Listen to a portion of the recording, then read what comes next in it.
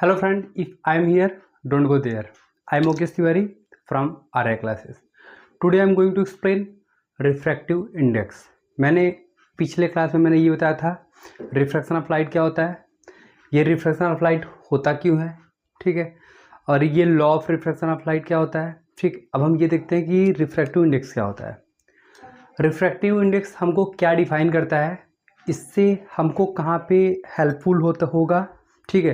क्या ये एग्जाम में ज़्यादा आता है, ज़्यादा आने मतलब क्या होता है, वो मतलब मैक्सिमम क्वेश्चन क्रिएट करता है, ठीक है। हम देखते हैं refractive index. The refractive index of a medium is a measure of how the speed of light decreases when it इंटर्स that medium from vacuum और एयर। जब कोई भी लाइट एयर से किसी दूसरे मीडियम में जाता है तो वो कितना उसका स्पीड ऑफ लाइट क्या होता है, चेंज होता है। ये हमको बताता है रिफ्रैक्टिव इंडेक्स, ठीक। अगर रिफ्रैक्टिव इंडेक्स ज़्यादा होगा मतलब मीडियम डेंसिटी ज़्यादा होगी, अगर डेंसिटी ज़्यादा होगा मतलब स्पीड ऑफ लाइट क्या हो जाएगा, कम हो जाएगा। समझ में आ रहा है ना।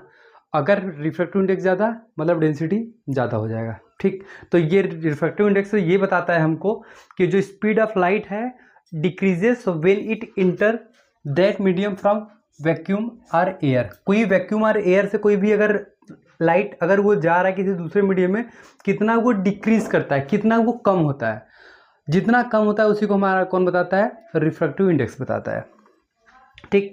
इसको इंडिकेट करते हैं म्यू से, जो हमारा म्यू होता है, ठीक है। ये म्यू होता है, mu is equal to speed of light in vacuum, speed of light in medium भी, ठीक।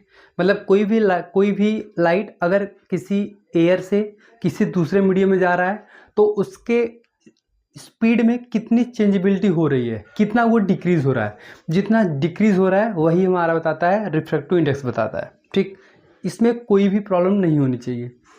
उसके बाद दिया हुआ है it tell how much light slow down in a medium compare to air vacuum. मतलब स्लो डाउन वही होता है कि कितना वो कम हो जा रहा है।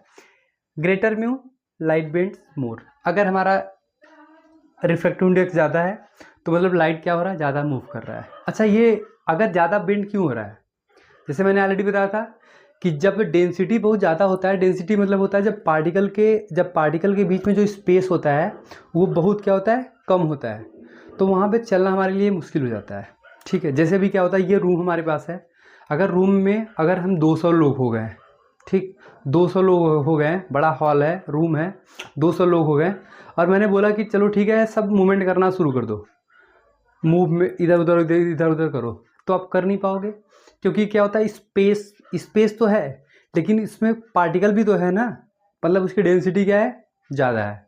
अब यहाँ पे अगर कोई मूव करेगा तो उसका जो मूवमेंट का जो स्पीड होगा वो बहुत कम होगा। अगर मैंने बोला कि ये बड़ा हॉल है, इसमें अगर आप 10 लोग ही रहो और चलो ठीक है मूवमेंट करो, ठीक, तो देखोगे वो इधर से उधर मतलब उसका स्पीड क्या हो जाएगा, चेंज हो जाएगा। मतलब अगर रिफ्रैक्टिव इंडेक्स ज़्यादा है तो मतलब अगर जिस मीडियम में अगर लाइट जा रहा है अगर वहाँ पे उसका रिफ्रैक्टिव इंडेक्स ज़्यादा आ रहा है, इसका मतलब जिस मीडियम में जा रहा है उसका डेंसिटी बहुत ज़्यादा होगा। जो रिफ्रैक्टिव इंडेक्स होता है वो हमको बताता है कि मीडियम का डेंसिटी ज़्यादा है कि कम है, ठीक। अब हम आगे देखते हैं कि रिफ्रैक्टिव इंडेक्स और हमको क्या क्या बताता है, जो कि हमारे एग्ज़ाम के लिए बहुत ही इंपॉर्टेंट है। टारगेट मेरा क्या है, आपको नॉलेज देना, आपके एग्ज़ाम में नंबर अच्छा दिलवाना, वो मेरा टारगेट है। जितना मैं आपको एक्सप्लेन कर रहा हूँ आप उसको अच्छे से पढ़िए, रिवाइज करिए, बाकी एग्ज़ाम में क्या होगा क्या नहीं होगा वो मेरे ऊपर छोड़ दीजिए। हेलो फ्रेंड, अब हम देखते हैं फैक्टर अफेक्टिंग रिफ्रैक्टिव इंडेक्स। मतलब कौन सा ऐसा फैक्टर होता है जो रिफ्रैक्टिव इंडेक्स को क्या करता है, अफेक्ट करता है। जैसे factor affecting refractive index, first क्या है, नेचर ऑफ द मीडियम। जो मीडियम का नेचर होता है वो हमारे रिफ्रैक्टिव इंडेक्स को अफेक्ट करता है। जैसे the more optical dense higher its refractive index. अगर कोई भी, अब जैसे मैंने बताया था कि अगर कोई मीडियम के पास ज़्यादा डेंसिटी है तो मतलब उसके पास रिफ्रैक्टिव इंडेक्स क्या होगा, ज़्यादा होगा, मतलब वहाँ पे स्पीड ऑफ लाइट क्या हो जाएगा, स्लो हो जाएगा, ठीक। अच्छा, स्पीड ऑफ लाइट स्लो होगा वो तो मैंने ऑलरेडी बताया था, डिपेंड करता है हमारे डेंसिटी के ऊपर। अगर किसी भी मीडियम के पास अगर डेंसिटी ज़्यादा है तो वहाँ पे स्पीड ऑफ लाइट क्या हो जाता है, स्लो हो जाता है। तो अगर रिफ्रैक्टिव इंडेक्स ज़्यादा है तो डेंसिटी ज़्यादा है। तो ये पहला डिपेंड करता है हमारा नेचर ऑफ द मीडियम के नेचर पे डिपेंड करता है। वो बनता किससे है, म्यू ऑफ ग्लास 1.5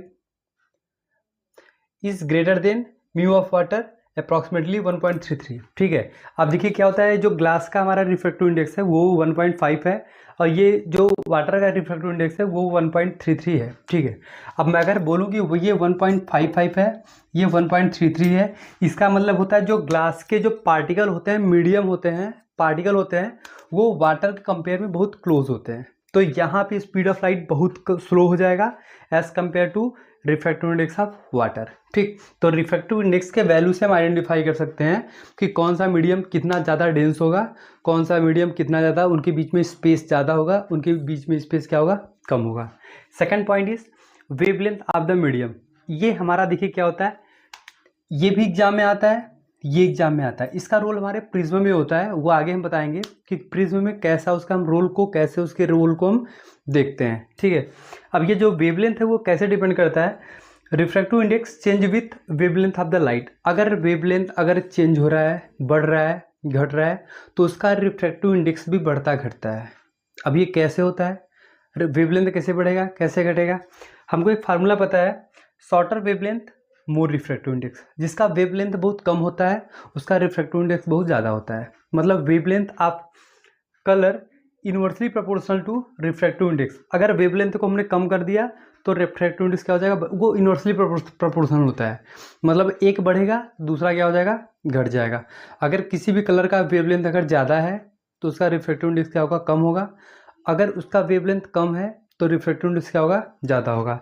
अब हमको पता है कि विबग्योर होता है, ये कलर हमारे हैं। ठीक, wavelength increases from V to R. ये वायलेट से जब हम आर की तरफ आते हैं तो हमारा वेवलेंथ क्या होता है, वो इंक्रीज कर रहा है। ठीक, अगर वेवलेंथ इंक्रीज कर रहा है तो मेरा रिफ्रैक्टिव इंडेक्स क्या होगा, डिक्रीज करेगा।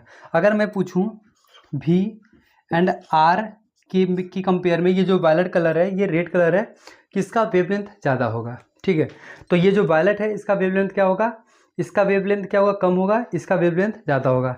अच्छा, इसका वेवलेंथ अगर कम होगा तो इसका रिफ्रैक्टिव इंडेक्स क्या होगा, ज़्यादा होगा। इसका वेवलेंथ ज़्यादा होगा तो उसका रिफ्रैक्टिव इंडेक्स क्या होगा, कम होगा। तो जो वेवलेंथ होता है, जो सेकंड होता है refractive index change with wavelength of the light. जो रिफ्रैक्टिव इंडेक्स होता है वो वेवलेंथ से भी चेंज होता है, इनवर्सली प्रोपोर्शनल होता है। ठीक है, अब हम नेक्स्ट टॉपिक देखते हैं